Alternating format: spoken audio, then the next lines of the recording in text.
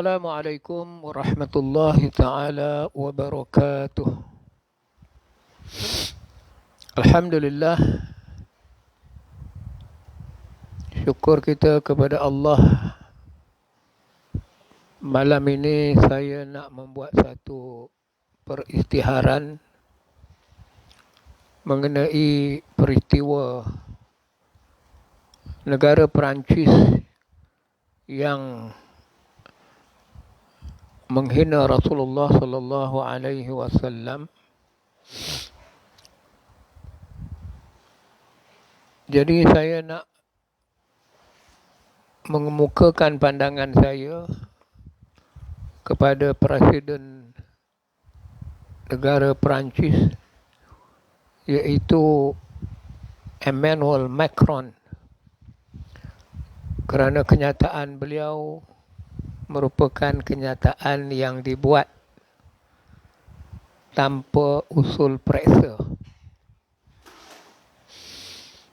Jadi malam ini saya nak cuba untuk menawarkan diri untuk berdialog dengan Presiden negara Perancis, kerana beliau membuat kenyataan.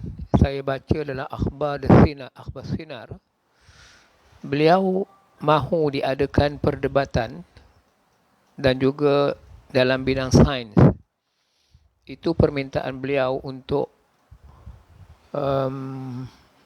memberikan pandangan peribadi beliau dan juga untuk mewakili negaranya, kerana dia mahukan satu sesi kebebasan bersuara. Dan sebenarnya Presiden Perancis ni dia tidak melihat di mana kalau dia mahukan perdebatan secara terbuka melalui bidang sains, insya-Allah saya nak mengemukakan sedikit pandangan saya sebagaimana saya telah bertemu dengan beberapa orang pemimpin dunia. Di antaranya dalam buku ni saya dah bertemu dengan Perdana Menteri New Zealand.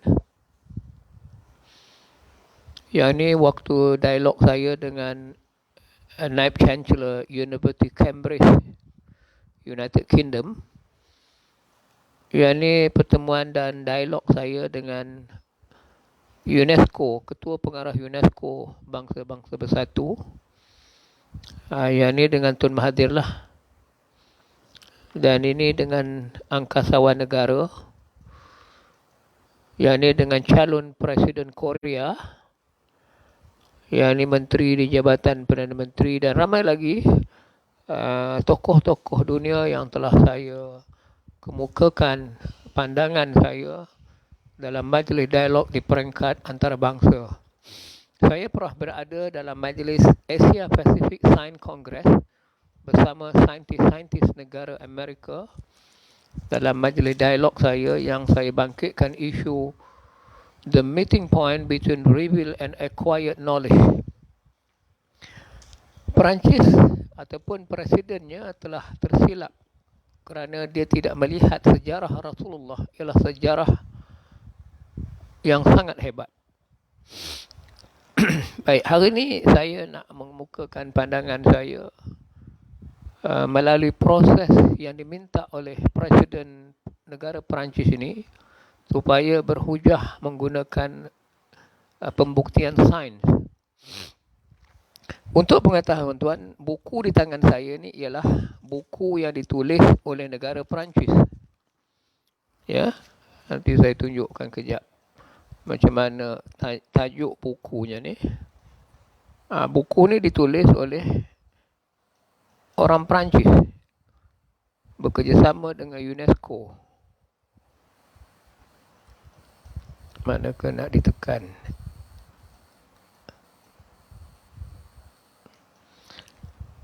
Tajuk bukunya di sini The Scientific Education of Girl, yang ditulis oleh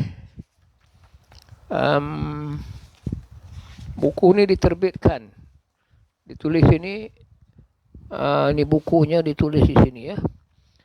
Work carried out by the French Commission for UNESCO under the supervision of René Clair.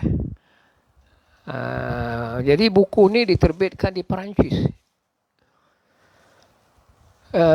Buku ni menceritakan bagaimana kaedah pembelajaran sains di negara-negara, terutama di Perancis sendiri. Jadi saya nak mengupas daripada buku ni kerana presidennya mahukan pembuktian melalui saintifik. Pembuktian di mana perjalanan hidup Rasulullah sallallahu alaihi wasallam ingin saya jelaskan di sini dari sumber wahyu daripada Al-Quran sendiri. Allah telah berfirman, A'udzubillahi minasyaitanir rajim, wa ma arsalnaka illa rahmatan lil alamin. Tidak kami utuskan engkau ya Muhammad melainkan rahmat sekalian alam ini. Jadi kedatangan Rasulullah merupakan rahmat bagi seluruh alam. Ya. Jadi sepatutnya Presiden Perancis melihat Rasulullah sebagai seorang yang sangat hebat. Bukan mencerca atau menghina Rasulullah.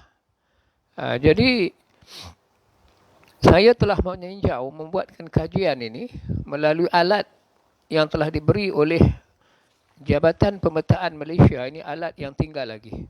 Alat ini ialah di zaman kerajaan British lagi.